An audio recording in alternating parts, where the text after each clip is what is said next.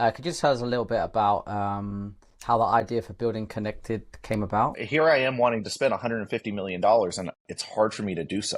Like, think about that.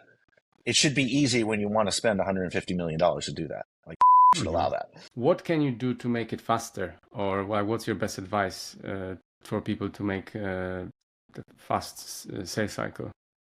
So we're spending a shit ton of time on building estimating, which some estimating softwares do not let you try the product. They just say you have to buy it and then you pay for implementation, which I think is terrible because I would never buy a freaking car without driving it. How does one get to 50 million ARR? We started with a model, and what we did, we got 1,000 GCs on board for free before we ever even started charging anyone.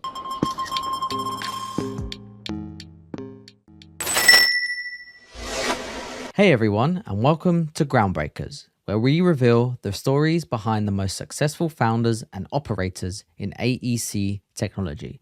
From exits in the multiple hundreds of millions through to the struggles of building in a resilient industry, we've got you covered. Before we get started though, if you're a startup founder or operator responsible for innovation in your company, or you want a deeper, more insightful look into technology in AEC, you won't want to miss our newsletter.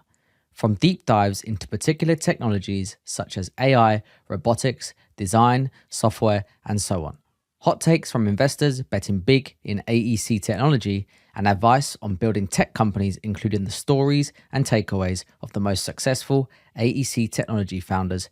Head over to www.bricks-bytes.com and sign up today to get this exclusive material straight to your inbox. And now for the episode. Hey Dustin, thank you for joining us. One question though that I'm sure is on everyone's mind is why you're back in the construction tech scene after selling Building Connected. Was it $275 million? Was the beach life not for you? It was $275 million. There was also a bunch of stock in order to retain people, including myself. I think most people ask that question because this might sound a little weird to say. They've never been a part of something that's had them truly excited. Like Building Connected every day, I was passionate about what we were doing. And I feel like I found that again with Ediphi. So money isn't everything. You have to have purpose in life. And I feel like I have purpose right now. We have a big mission. We're trying to change the way pre-con's done. And so, yeah, I'm pretty mission driven. I've never had money before and I was happy. So having money hasn't changed that. And yeah. Anything left out of this? Yeah, not as much as I would have liked. What was it, 2022? 2022 was pretty shitty, but yeah, there's still enough left to live on. Okay. Glad to hear it. Okay, so could you tell us then maybe the journey pre-Building Connected, and then we will go into Ediphi, and you also do some angel investments and some investing yourself, so we'll touch upon that, and then get into the juice of what it takes to build a successful construction tech startup. Sure.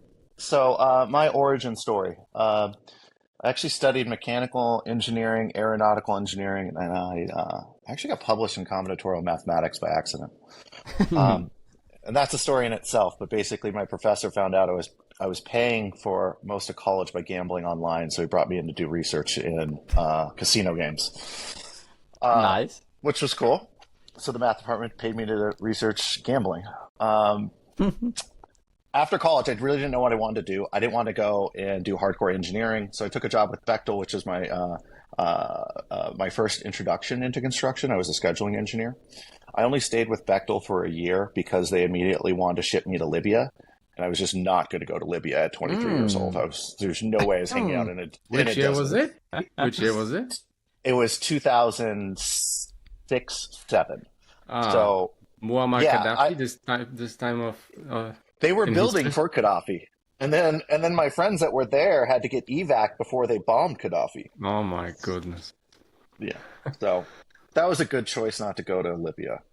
I called an executive I knew at Rudolph and Sludden, which is a large GC in California, and he brought me in to work on a Kaiser medical office building. It was an $80 million project they had going, and that was my first time really being what I consider a commercial general contractor. It was a fabulous project. The team on that project was stellar. I'm still friends with I think everyone on that project. And I spent the next 4 years with Rudolph and Sludden. I worked on Kaiser Roseville, then I went on to City Center Las Vegas, then I went on to HP's headquarter expansion. I did a UC Davis Medical Center. I got brought into Precon, which is where I first got exposed to hard bids and inviting subcontractors to bid and estimating. And that's where I actually first started thinking about Building Connect and some of the problems that we had. Ultimately, I did go to a company called Excel Construction because my superintendent on the first project called me and said, "Hey, I'm building this this really cool Class 10 clean room where we're keeping a clean room in operation while we doubled the capacity." So that was a fun project. And in 2012, I had finally got the courage to quit my job and start Building Connected. I had been working on the thesis for it for a long time. I had found a team of developers that I was going to pay a bunch of money, $250,000, which for me at the time was an inconceivable amount of money. I had like 5,000 in my bank. So the only thing I could think to do was quit my job and just try to raise capital, which I had never done before, but I wanted to go full time on it. Yeah, I did that because I was able to convince a friend to invest 50,000, another friend to invest 25,000. So I had like the first 2 months, call it, of payments ready. And then I figured in 2 months I could raise capital from other people. So I signed the contract and I quit my job and launched the company. Well, could you tell us? So you mentioned briefly there that whilst you were working, you had the motion for the pre-construction stuff, and could you tell us a little bit about how the idea for Building Connected came about? Yeah. How long did it take you from thinking about it to quitting the job? From started thinking about it to quitting the job? Probably 3 or 4 years. So it was a long time because I identified the problem, but I didn't know how the solution. And it's easy to identify problems, and a lot of people forget that it's actually the execution of a solution that's the real challenge. So my first, the first indication I had that there was a huge problem was we were working on $150 million prison, and this was going to be a hard bid project we had never really. The company I was at wasn't a hard bid company, so they didn't have the infrastructure. Could you just to clarify hard bid? Yeah. So hard bid is basically low number wins.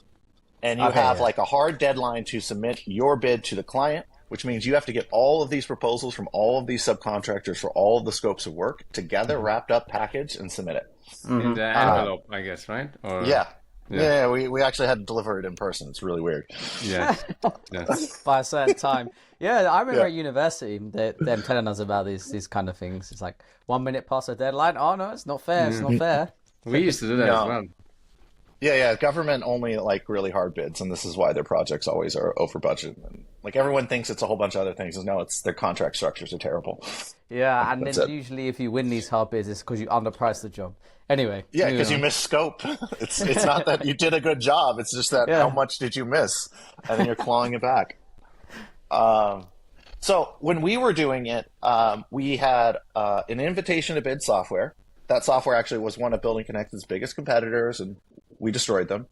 But the software required us to maintain a subcontractor database of every sub we could invite to bid. It was like a Rolodex. The problem with that is that requires us to maintain data on every subcontractor, which is insanely difficult to do. A GC can work with tens of thousands to hundreds of thousands of subcontractors, depending on if they're across the nation or not. And then there's all the people in there, and there's all the data on the businesses. And so it's almost impossible for them to do that very well.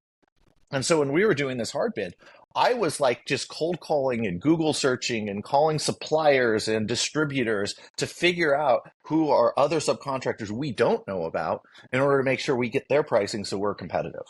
And I was like, that makes no sense. Here I am wanting to spend $150 million, and it's hard for me to do so.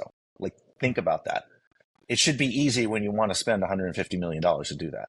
The market should allow that. Yeah. So that was the idea of Building Connected is we should connect everyone in construction so that people can create the best buying relationships.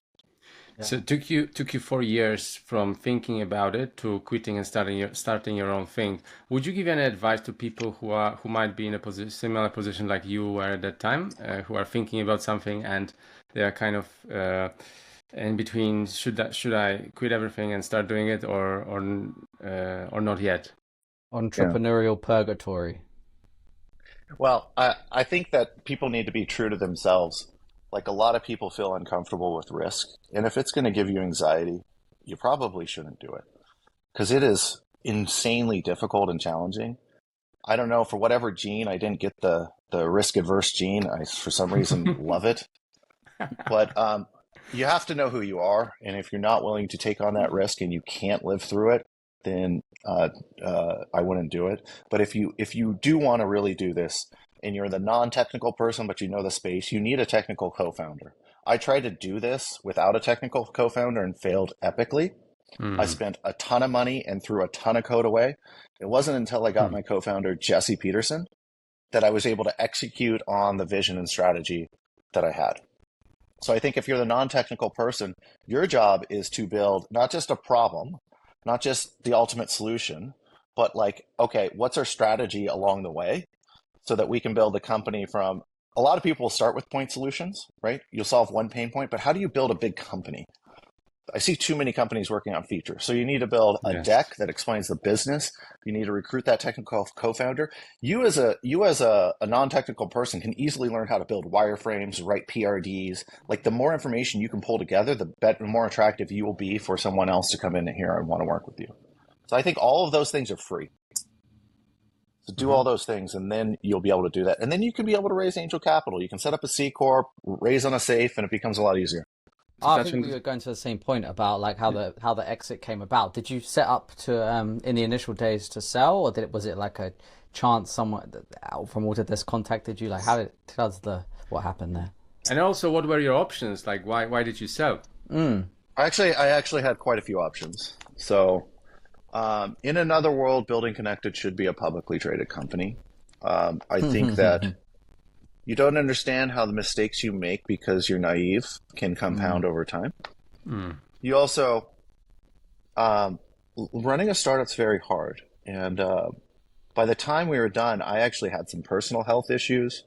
My co-founder had some surprising health issues, which made it like, challenging. Like, how long could we run at this at an unsustainable pace?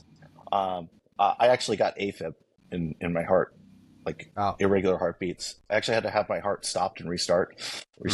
So, there's a lot of things that weighed on you, but we had a term sheet to raise our Series B, 180 pre, 40 million. So that was on the table. Like, sit there, sign it, good. It wasn't just Autodesk that was competing for us. It was another company that was competing for us. And so, now, look. Come on, now you can tell who that was. There's only a couple people, so think about it.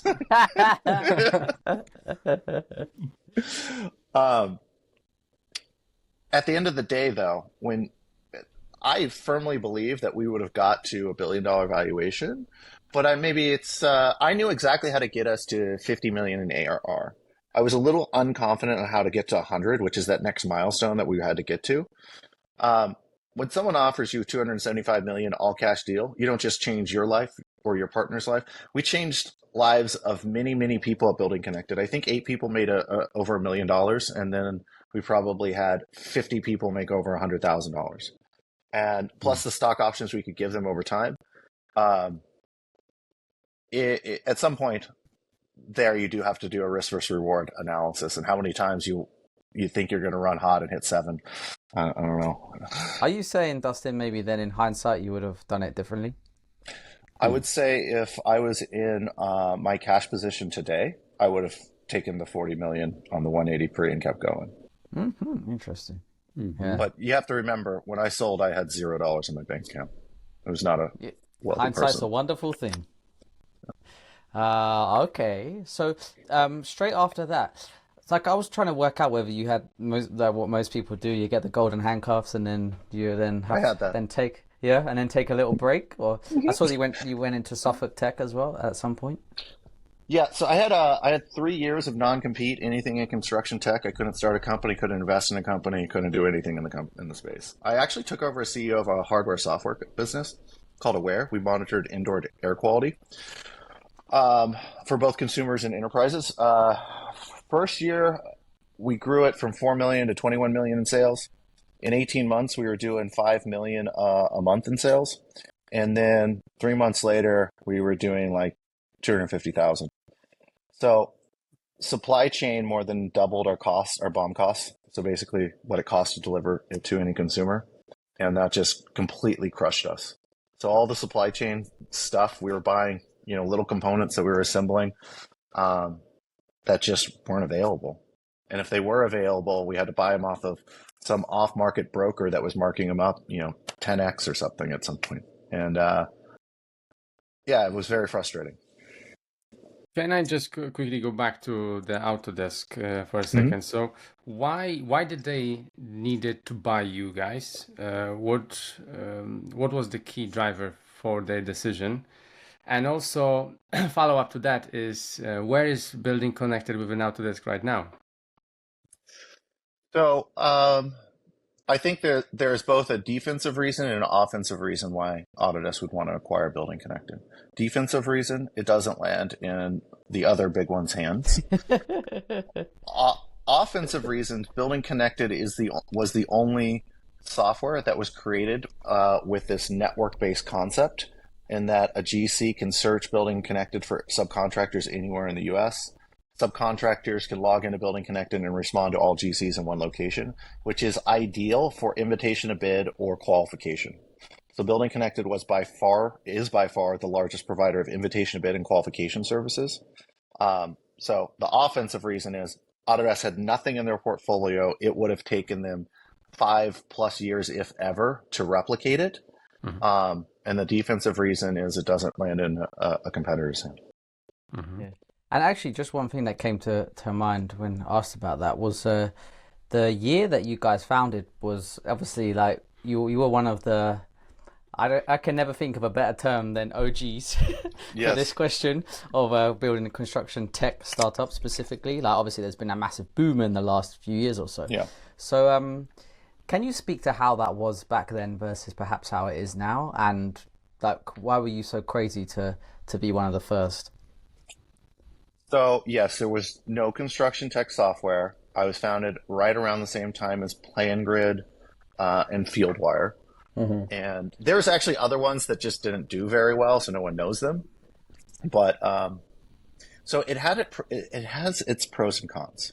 And I actually would rather be in that situation than today's situation. Here's why. There was much less competition, although raising capital was much harder. Right. So raising capital was much harder because people hadn't pattern matched that you could make money in construction yet. Mm-hmm. So, but why I like that as preferred to where we are today, I like that because that puts the onus on me to go out and sell the vision of what I'm trying to do. And I always like to bet on myself. Whereas today, there's a ton of competition. Everyone's in the market. There's been some big wins. There's consolidation happening. So now people want to make money on it, and you can usually raise that seed round or A round, but it's kind of hard to scale. Like you start as a point solution and you have to figure out, how do I build a big business? So, hey listeners, I want to take a quick break to remind you about the Bricks and Bytes newsletter. If you're interested in learning about the technology shaping the future of construction, you won't want to miss the valuable insights we share each week. To get this exclusive content delivered straight to your inbox, head over to www.bricks-bytes.com and sign up today. Link is in the show notes. Back to the show. I kind of like playing where people aren't. And that's kind of why I like what Ediphi is doing. People think that it's a crowded space. It's really not. Mm-hmm. Yeah, we'll get there. I think that maybe we could phrase you as the construction tech mafia. That would be much more relevant to the tech scene. The funny thing is we used to have a meetup group with most of those CEOs at that time. Mo was part of it. The FieldWire team was part of it. And we just sit there and like drink beers and talk shit about a bunch of stuff. Love it. So, Dustin, at some point, you went to invest. You went out there to invest in a bunch of startups. Mm-hmm. Are they all of them in construction tech, or not necessarily? No, not necessarily. In fact, my first one, company called Matic, not construction tech. Actually, my old roommate, when I was super broke, I just found him on Craigslist or something, and he was like renting a room really cheap. Incredibly smart guy. Solves a problem that I really understood. They've done incredibly well. They've raised a seed round and an A round from, I think Minlo did the seed and Andreessen did the A. So I was the first check in that company. He called me after we closed, sat down with me, wanted 150 grand, and I was like, I'll do the whole thing. And then what ended up happening is I showed my co-founder Jesse like to review the tech stack. Then he goes, I want in, and they only want 150, so I let him do 50. Then I showed another guy, Nate, who worked for me, and he's now raised a Series A. And then he took 20K of it. So I ended up only doing 80, and that thing has since gone up like 16x. So that kind of sucks. I wish I'd done the whole thing. As a ex-founder at that time, investing in other startups, what were you looking when you were evaluating the potential investments? Apart from the friendships, perhaps you got with these people, some of them. To be honest, I over-indexed on the idea and I under-indexed on the individuals on some investments, which I won't say which ones. And that's something I've come full circle on. But I'm kind of a person that learns through trial and error on what works and what doesn't. You can have, people say it and it sounds so cliche, and it always did to me until I started like pattern matching. There are companies that have great ideas and bad people to implement the execution of it, and they generally don't do very well. And then there are people that are working on things that you might not believe in, but they generally just figure out a way to do something. And so I wasn't looking for anything. People just send me stuff to look at. They're like, would you like to participate? And then I evaluated it deal by deal. I still do that today. I am not investing in construction tech because of an affiliation with Suffolk Technologies, the venture fund, but outside of construction tech, I still look at deals. Mm-hmm. What happened then? Did you get bored and you decide I'm going back to entrepreneurship? Yeah, Ediphi. Tell us briefly about Ediphi. So after Aware, I actually did start working with Suffolk Technologies, which is the venture arm. It actually has raised independent capital. So I shouldn't say, it was originally financed by John Fish, who owns Suffolk Construction, but they've since gone on and raised their first fund, $110 million inaugural fund with independent LPs. And we had been working on some other deals together. They asked me if I wanted to join. They wanted a West Coast presence. So I started working with them. When I joined, I started working with this gentleman, Mike Navarro, who was an estimator at Suffolk Construction responsible for building their internal tools around pre-con. And he showed me what he was doing. Now, with Building Connected, part of what we wanted to do was when you invite someone to bid, you're going to have to compare that bid against what you've been budgeting. And so that bleeds into building estimating software. So it's actually a space I always wanted to get into. And then more pre-con solutions, because we wanted to create a pre-con platform. And invitation to bid was our wedge in the door with these companies. So when Mike showed me what he was working on, I got really excited because there isn't really good cloud applications in the estimating space. And so Mike and I worked on a plan to actually buy the IP off of Suffolk Construction, which we did, take an investment from Suffolk Technologies to do so, and create an independent company. So when I joined beginning of last year, for 6 months, we worked on what this would look like. We got the investment in October, actually, so relatively recent, and launched an independent company and own 100% of the IP that was developed in Suffolk Construction. So it's a very weird origin story. Did you invest in this one as well? Yeah, I've invested $750,000 so far. Personally. Okay. Nice. See, I said I'd be open. Yes. Yeah, I didn't know how to follow up. It's good to hear. So I put my money. Dustin, I'm putting my money where my mouth is. Mm-hmm. Oh, that's good to hear. You're fully invested now. There's no turning back.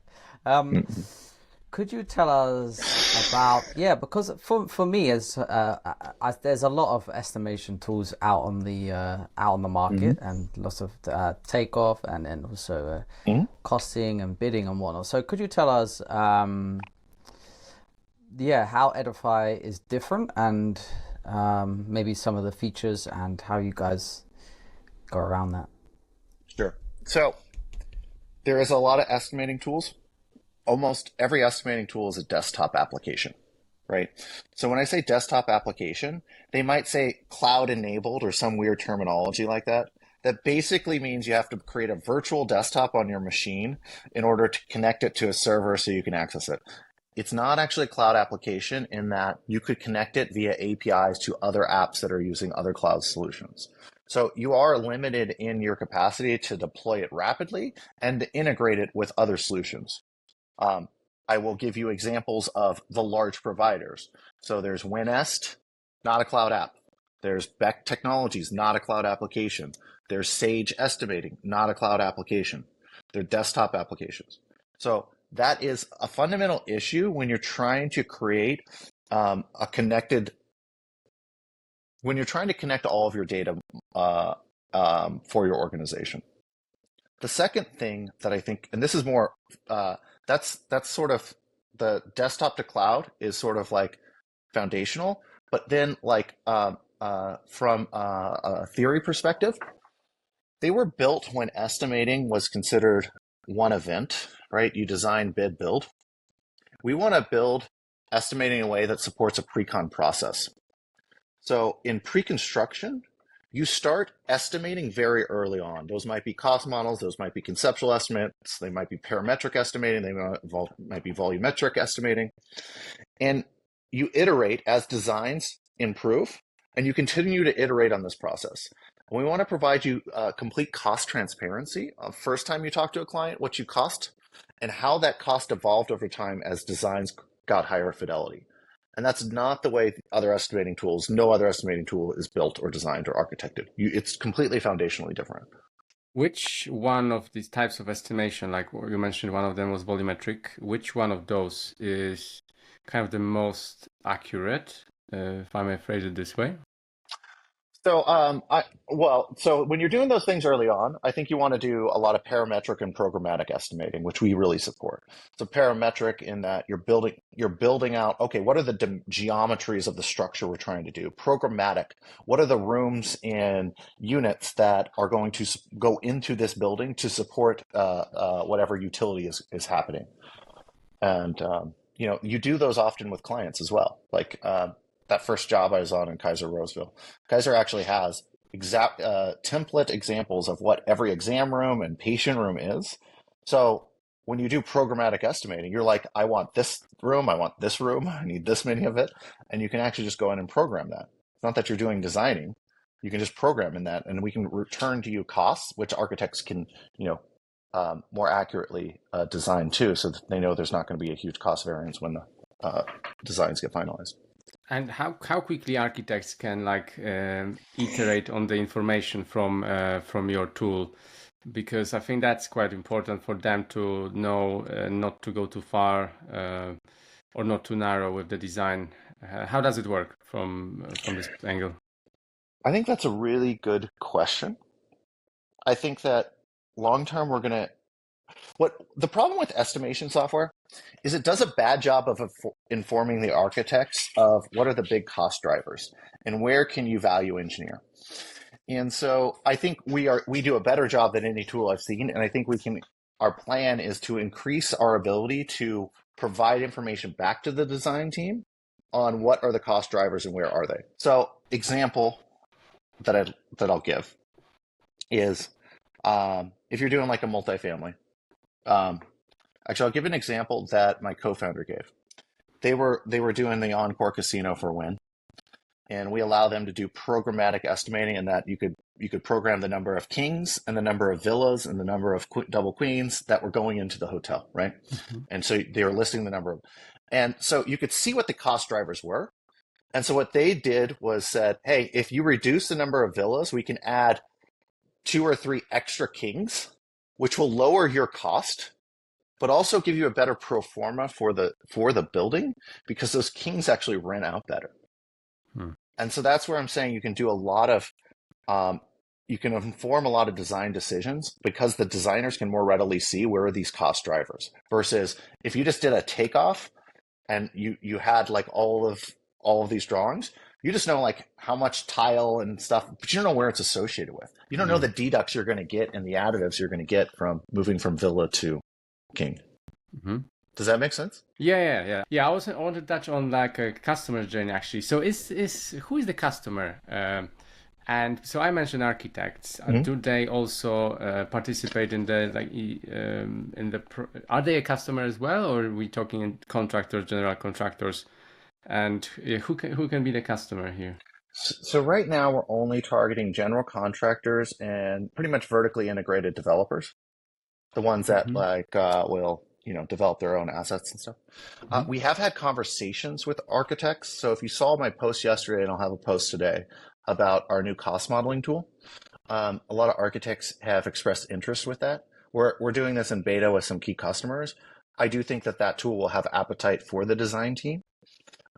However, we're not trying to extend too far beyond our ICP. I have ideas for what we could sell to architects, but our core ICP are going to be the general contractors and the vertically integrated developers.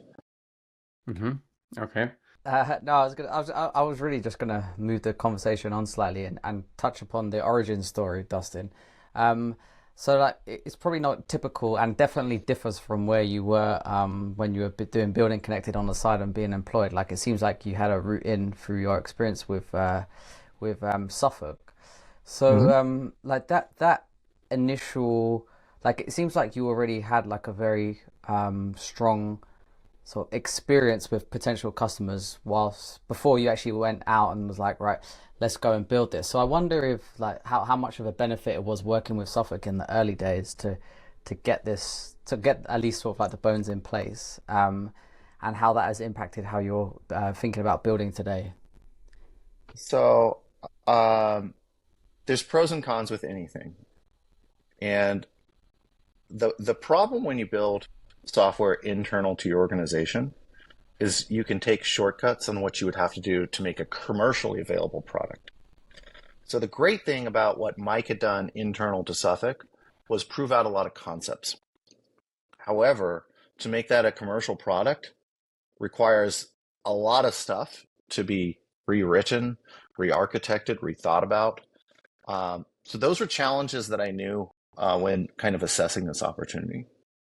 And so one of the things that we had to do was be honest with ourselves, and we brought in more senior leadership early to take on the challenges of moving this from an internal tool to a commercial product than you would typically see at a startup from day one.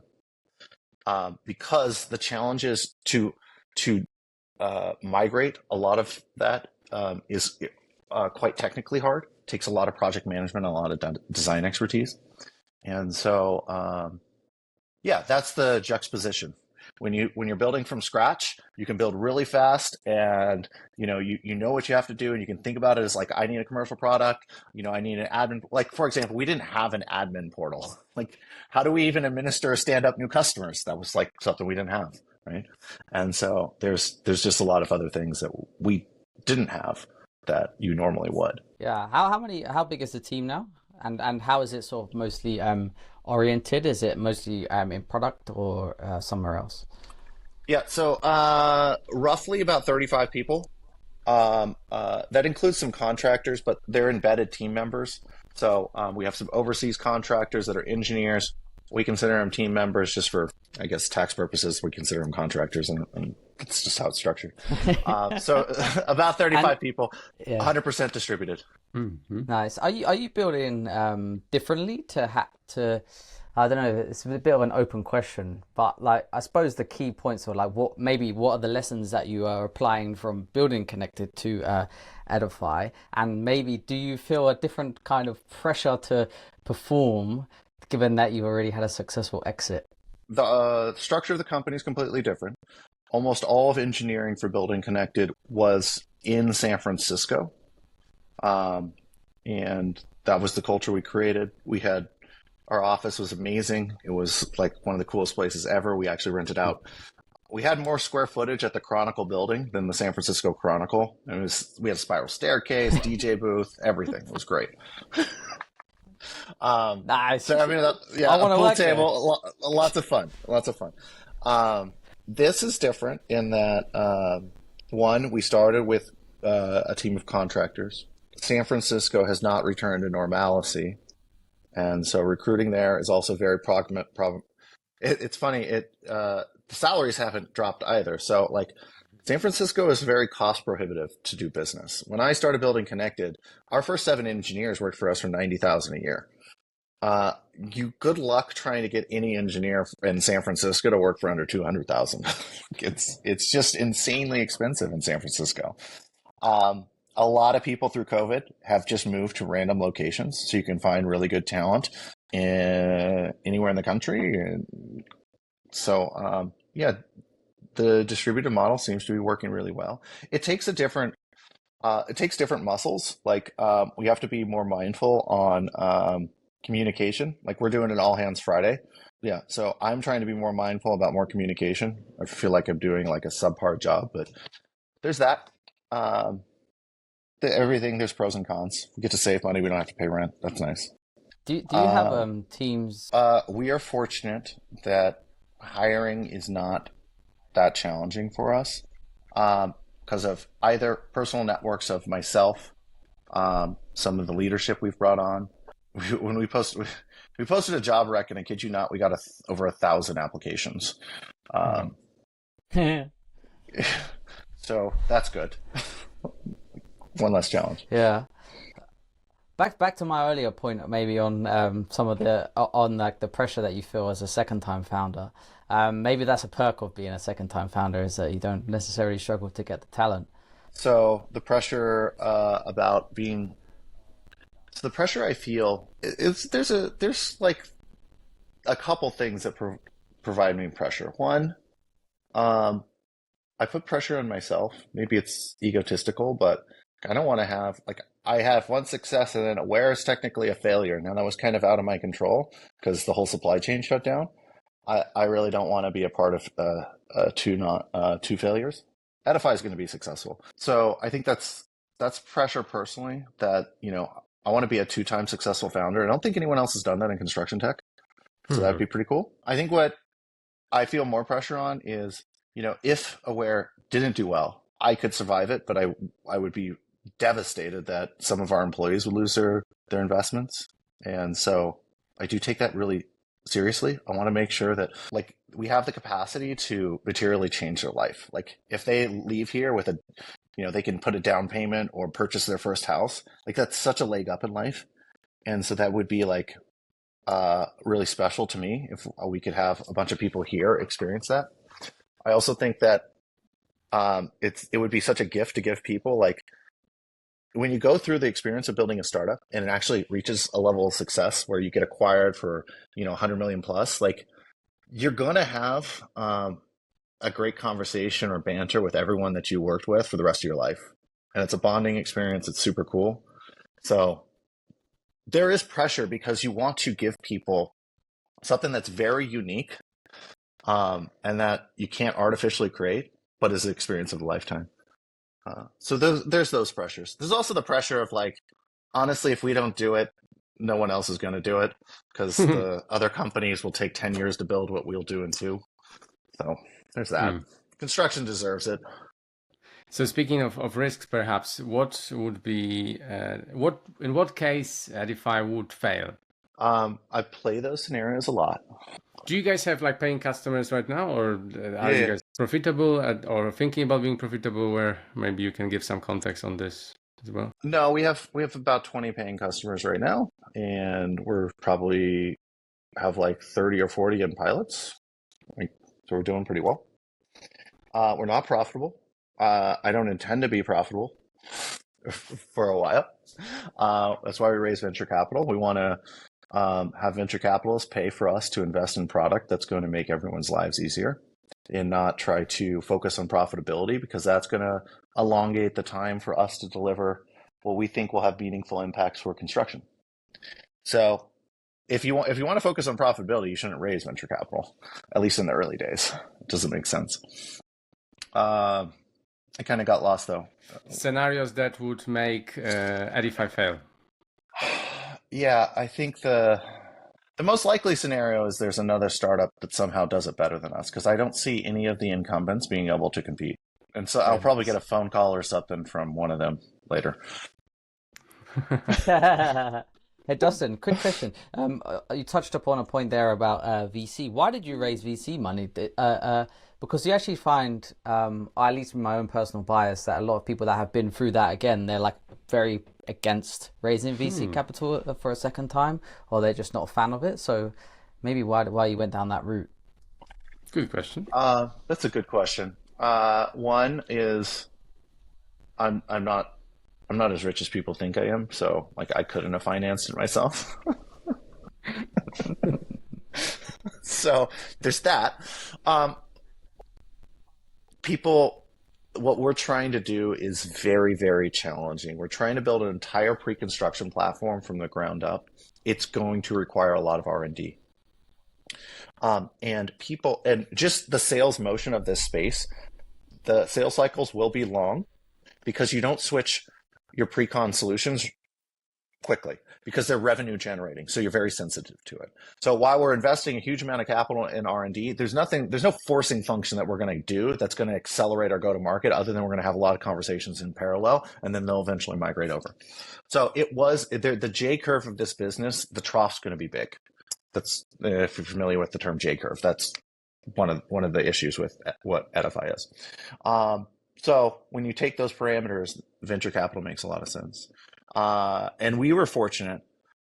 We were very fortunate in that Suffolk was willing to do our seed round, and we were able to raise a Series A from Norwest, which is one of the largest venture capital funds, on almost no revenue, no customers, because of a previous track record and relationship. So this is when I said, you want to bet on the entrepreneurs half the time. A lot of ways, Norwest was investing on our team and our vision and saying, hey, we'll give you the money to go try to realize this, because we know if you do it, it will be a big outcome. And very few companies have that luxury. I mean, with luxury comes responsibility. Like, you can't be frivolous with this capital, and you have to make sure that the capital has real value and material positive impacts of the business. So yeah. Having done this twice, raising capital for a startup, what advice would you have for startup founders who are thinking about raising capital? So one, you have to remember that at the end of the day, it's a sales pitch. You have to get people excited about you and the business. They have to be excited that you have a real opportunity to build a great business. A lot of people don't inspire. So if you sit down, do your pitch in front of your friends. Ask them if you feel inspired. You should leave that pitch oh my God, I want to be a part of this. This guy makes me believe that something here is real and going to happen. And those are the sales pitches that are going to do the best. Those are the sales pitches that the valuation will be discorrelated with the numbers, which is what you want. Because if your number is 0, you definitely want to discorrelate it. The other thing is, so my history of raising capital is pretty weird. So I didn't know any VCs, and people are always like, I don't know VCs. What I would do, because I lived in Palo Alto and San Francisco, I would just go to coffee shop, and I randomly pitch every single person in the coffee shop, and I raised $250,000 doing that. Hey, you can meet a lot of cool people at coffee shops. Yeah. I randomly go up to every single person and say, hey, I'm going to pitch you my idea. I cold email VCs, so you can read about it at Homebrew. I think actually Satya posted this the other day. One of his investments he's most proud of was us, because we're not as big as Outcome, but it's the only one that came through a cold email. And so try taking this approach. I sent a bunch of VCs cold emails and said, I don't want to meet with you. Here's what I'm going to go accomplish when I do these things. Will you meet with me? All of them said yes. 100% yes. Oh, wow. That's interesting. That was I actually unique. heard something similar where somebody actually wrote the investment memo and then sent it to the VCs, and the VCs were like, yeah, it makes sense. Yeah. I mean, if you don't know anyone and you have no network, stand out. Figure out a way to differentiate yourself, right? Mm-hmm. confuse people. Yeah, nice. Where do people go wrong in construction tech then? Like, and maybe in the early days, and then throughout scaling the business. Any things that stick with you? A lot of people are working on features with no potential to build it into a big business.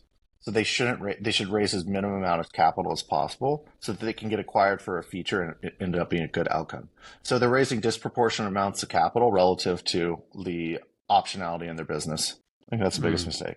That's I think interesting. the other big mistake I see is people not wanting to have co-founders or share equity. Like I see founders that they want people to work for them, but they don't want people to get a piece of the pie.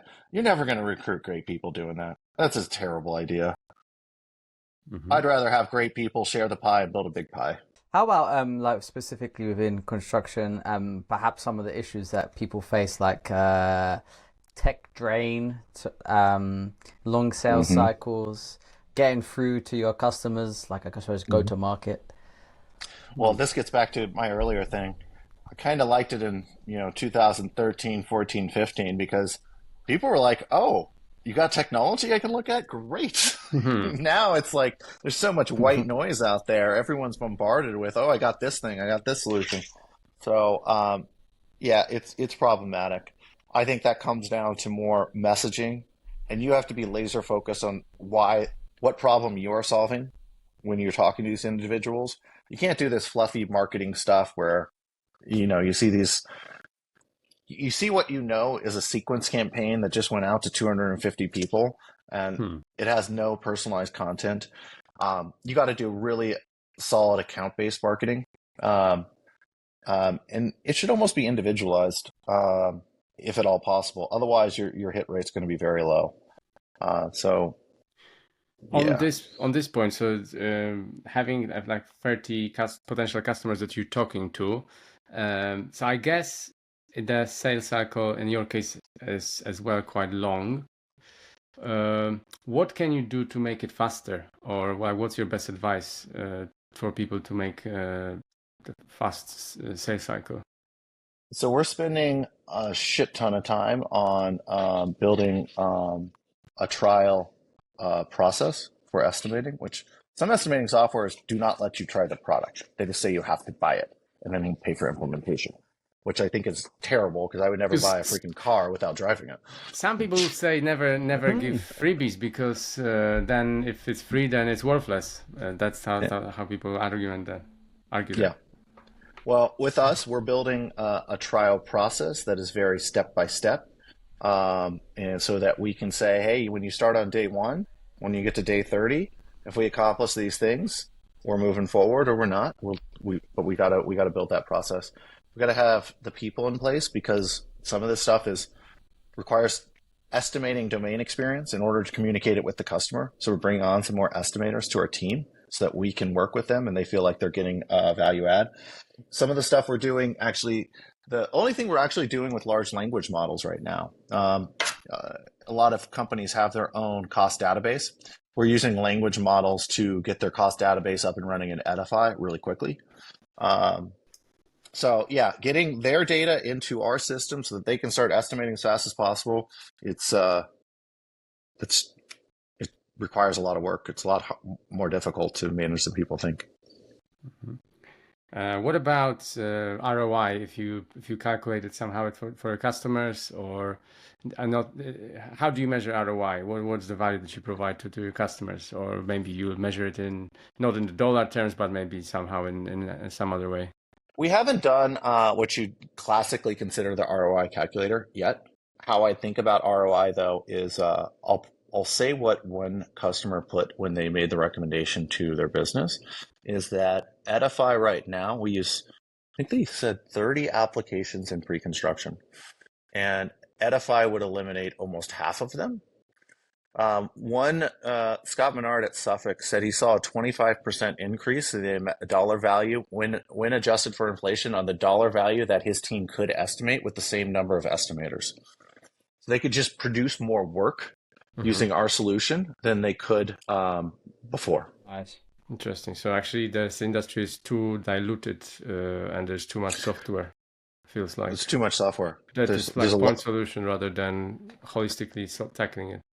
I mean, it's terrible in pre-con. You see in project management, that's why you've had such tremendous success out of Procore, is they really took all these point solutions, put them together into one platform. Pre-con is a disparate nightmare of software. Hey, it's Dustin. Is the vision for Edify like world domination? Are you sticking within the certain regions within the US, or are you planning to go global? How's the plan? This year or next year IPO? Definitely not either of those. Definitely. After your hindsight experience with Building Connected, you have to go public. We are going. Make We the are trying announcement. to build a. We are trying to build a very, very big business. I would. I'm trying to think how to say this without getting myself in trouble or pigeonholed.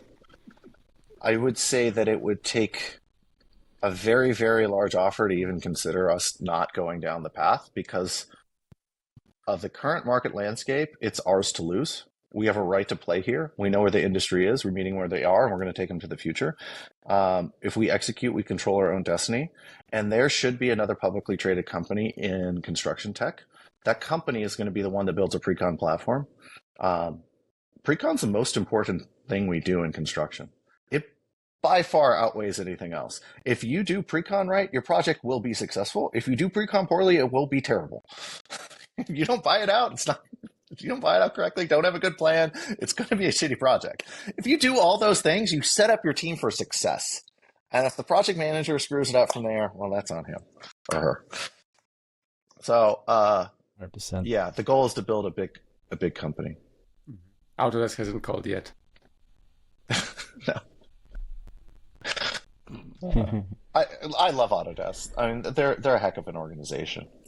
It's just building products from 0 to 1 is not their forte. Yeah. Maybe that's interesting to get your take on that. How it plays out for these incumbents. Like, is there any strategy to acquire a interesting technology or? I mean, I know their strategies right now. So, I mean, you take Autodesk, like I was part of the evaluation process and then I left, but they bought a company called ProEst, which is, um, it's very old software. They're going to have to rewrite everything. They've been working on Autodesk Takeoff, which is their takeoff tool. And so they're going to try to build estimating on top of that takeoff tool. Uh, where they're going to miss is they think estimating is only taking off quantities from plans and maybe getting quantities from the model. But pre-con is a whole different animal. And so they'll probably target more SMBs where we'll go after mid-market and enterprises because you need something that supports a pre-con process, not just estimating off of plans. So they're going to rebuild ProEst. Procore bought Esticom. I'm sure that they realize that that's only going to work for the trades, and they're going to have to come up with a general contractor solution. So you're going to see them try to do something. It's really, really hard. I didn't realize why it was so hard until I got in there for companies to build new products from the ground up. You have to have the budget to do it. You have to have the patience to do it. And both of those things are not what publicly traded companies are really good at because now you're investing a lot and it makes your gross margins look worse. And it's just like, what is this doing? There's no immediate impact in our revenue. So yeah, there's all those things. Interesting. I mean, you take Trimble though. I mean, they're at least Trimble's like owns it. They're just like, we're all acquisitions, which, that's what they are. hmm So from this point of view, is construction different industry than others? Maybe you can give some light on this. Is actually I don't know. In other industries, do we have the same kind of mindset and dynamics that larger incumbents do not innovate and try I to don't think it's acquire? that. I don't think it's that much different, right? Like, Mhm. even if you look at Salesforce, what huge innovations have they developed internally? Not a lot, right? They've purchased Slack, they purchased Tableau, they've purchased some amazing companies which have built out. They had Pardot, which they've built out their service cloud. But I just think when you get really, really big, it becomes very hard to build like internal tiger teams of like 30 people that say, go build something net new, solve a problem. Um, and you have to think about the DNA of the people that are working at large organizations versus the DNA of people that start their own businesses. They're a different culture. They're a different breed. And if you are good enough to internally start your own business and you identify, why don't you just go start your own business and then go sell it to them? Like, Yeah. why would you do that? It makes no sense. Like, Yeah. just leave. Unless they're going to give you this huge bonus, which they're not. Just go do it. No. They say thank you. Here's your salary. Yeah. Shall we go on to some off-topic, Yeah. off-topic questions? So I think the first one that comes to mind is Dustin. We were talking off air before we started recording about how important it was for Building Connected to be based in San Francisco at the time. Do you still share that viewpoint? So I at mean, the like time, applied to Edify. At the time, I believe that San Francisco was the only place in the world that I could have made Building Connected successful. It was a 2010 through 2000, call it 19, was a very special time in startups and especially San Francisco and Silicon Valley. I mean, what place in the world could I, with never having no technical abilities, raise capital on no revenue to build and launch a startup? And Silicon Valley was the only place that was going to happen. It was the only place that was going to find a co-founder. It was the only place that was going to be able to readily hire engineers because we were all just coalesced in one location. And so I'm very grateful for the gifts the city has given me. It's just was the most amazing ecosystem. Yeah. But today, San Francisco is not what it was. I mean, not to get too political, but the people running the city are idiots. The policies here make no sense. Yeah. So, I think that what's unfortunate is they think because something is great, you should get rewards for it. It's great in spite of you, and you need to stop penalizing it for that, because eventually it's going to bite you in the butt during downtimes, which we see here. And so San Francisco is starting a company in San Francisco is cost prohibitive. I would not recommend it. I'm here. Most of my team is not here. All my team's distributed. And that has to do with it's purely economics. People want huge salaries so they can work for big companies here. We can hire people that, want equity and will take equity over lower salaries and just generally live in cheaper places in the country because this place is expensive as all hell. So, yeah, it's changed a lot. I just wanted to get your thoughts on general technology companies. Are they going to be as large as incumbents if they grow, or do you think that the tech and the software layer will be run in more lean way? So maybe let me phrase this way. So would you say that Edify will have, let's say, 15,000 employees at some point, or it will not need that? I think most publicly traded tech companies could probably cut 25% of their staff. Literally cut 25% of their staff. So I think that you're going to see what a lot of these tech companies do, rather than admit it that they overhired and they have a bunch of waste. You're going to see them just not hire for a long time. And I think you see that in a lot of their hiring curves. Like, check out Google's investor relations. They're not hiring. They're just not adding headcount, and they're not backfilling a lot. Yeah, they're incredibly overstaffed. Yeah, incredibly overstaffed. So I think people from the outside underestimate how many people it takes to do things. Like how many engineers, how many customer success personnel, how many people on accounts payable, receivable, HR, etc. Like all these functions that you don't necessarily think about. But once you become publicly traded, you just layer on individuals and you don't have good processes, and then you have people working on nothing that create no value. So yeah, I think a lot of these publicly traded companies could improve their gross margins quite substantially. I think though, even in the startup world, we will run leaner than we did at Building Connected. And this gets back on me on some regrets. I think we were growing insanely fast, but I think we could have kept our spin more in line. But it was almost at a point in time where if we could, because of how fast we were growing, it didn't really matter that much. Because we were growing in the 90th percentile of year-over-year revenue growth. It was great. And it's always nice to have a spiral staircase in the office, right? Yeah. It Oh is. It yeah, and is. DJs. Hey, Made for great parties. Dustin, Dustin, you mentioned earlier that maybe I'm butchering the phrase, but you said you knew how to get to 50 million ARR, but the next Hmm. step was a challenge. How does one get to 50 million ARR? One word answer. No, I'm And joking. and how will Do what you you want. get to 50 million ARR now? So Building Connected got to 50 million by first getting like 100,000 businesses on board for free.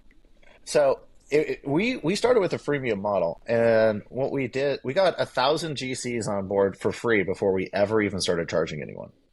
That was actually our top KPI of our business. So that was the strategy that people didn't realize is we would get a GC to bid out 3 projects, and we called them active. We wanted to get to 1,000 active GCs. We did that in 2 years. From the day we raised our seed round, we did it in 2 years, got 1,000 active GCs, inviting people to bid. Over the lifetime of Building Connected, we had something like a 93% cohort retention. That means if you build out 3 projects, you never stop bidding out work in Building Connected. That's an insane stat. And then all we had to do was start building, okay, what will all of these general contractors pay for? And then we had, hundreds of thousands of subs coming to view these bid invites. Will these people pay for stuff? And so we just had 2 teams working on premium features. So by the time we got premium solutions, it was like we had this huge wedge in all these companies. And it's like, okay, sell, sell, sell. That's why we started with no revenue, and it was like, That's super cool. Love Uh, that. I've got one on role models. So, as a successful founder, investor, what are your role models? well, I don't know if I'd call myself a successful investor yet. We got to see how some of these. Well, then you said it. One of those What? one of those had 16x, so I consider it successful. Yeah, but no, I that one hasn't exited though. The only ones that I know for sure have gone to zero, right? Like until you get an exit, you don't know what it is for sure. It looks good for now, at least. It looks good on paper. Mhm. Looks good on paper. So who are my role models? So obviously Elon Musk, like because what Elon Musk was, what I appreciated most about what he did with Tesla, and he made it so simple for everyone to understand. It's like, hey, here's our strategy to build a gigantic company. We're going to start with this high-end luxury car to learn the technologies and create some revenue and some hype. That's a stepping stone. And then the next stepping stone is we're going to build this mid-tier sedan that's going to have high-end appeal but not mass adoption. And then we're going to go to mass adoption vehicle. And it's like, okay, that's logical. That's how you get from here A to B. And so many companies that I see just don't actually just create what's the sequence of events that you need to have to go execute on. Like, what do you need to go do? So that's why I like Elon Musk is because he states obvious. He deals in first principles. Yeah, so I think Elon Musk, someone, I mean, he's the best entrepreneur of all time. Maybe it's just him and Steve Jobs, no one else. I'm trying to think who else is coming to mind. I mean, like, from a personal perspective, like, my co-founder is always going to be my hero, Jesse. Like, he's like the nicest person ever. Like, a co-founder of Building Connected. Like, he made me a better person. If nothing would have happened without him taking a leap of faith on me. So, like, I mean, no one knows who he is, but if you can always surround yourselves with people like Jesse and people like my new co-founder, Mike Navarro, like, you got to find these people that are just like, just awesome individuals. It's people that you would look up to. Like, they have attributes that you don't have, and they have things that they can do that you can't. Are really beneficial in a startup. Very Okay. nice. I would just like maybe one more ish. What does a day in the life of Dustin DeVan look like? A lot of Zoom calls. A lot of Zoom calls. Lately, I've been trying to be a little more healthy. So trying to does get it up involve? and get a run in the morning. Trying to live a more consistent life. Try not to do the roller coasters of startups because there's definitely some negative impacts of doing that. Stuff that I did in my 20s and 30s that I can't do in my 40s. And you can take that for whatever you want, but it's just not it's not a game I can play anymore. You can't burn the midnight oils like I used to. Yeah. Oh, I was asking about risk on activities. I don't know, bungee jumping or skydiving. Yeah, like how often are you jumping out of a plane? Oh, I would love to go skydiving again. I haven't done anything like that in a while. I probably need to do something thrilling. It's a good one. Are you welcome? Yeah. I've done skydiving before. I would do that again. Very I was good. thinking about like learning how to scuba dive. I think that would be sick. Mm-hmm. Or fly small planes. Yeah. I don't know about that. Nice. Okay. Well, feels like we got a good time with you, Dustin. Nice bit of juice. So Yeah. appreciate it. Could you tell people where they could find out a little bit more about Ediphi? I would say you, but I think our audience is probably going to know a fair bit. So No. Feel free to reach out to me, Dustin at ediphi.com. You can do sales at ediphi.com, but go ahead and reach out to me. I don't mind. Reach out to me all the time. It's fine. And LinkedIn as well. sounds good. Yeah. Cool. You guys are great. Owen, Martin, thank you for this. You're welcome. Thank you, Pleasure. Dustin.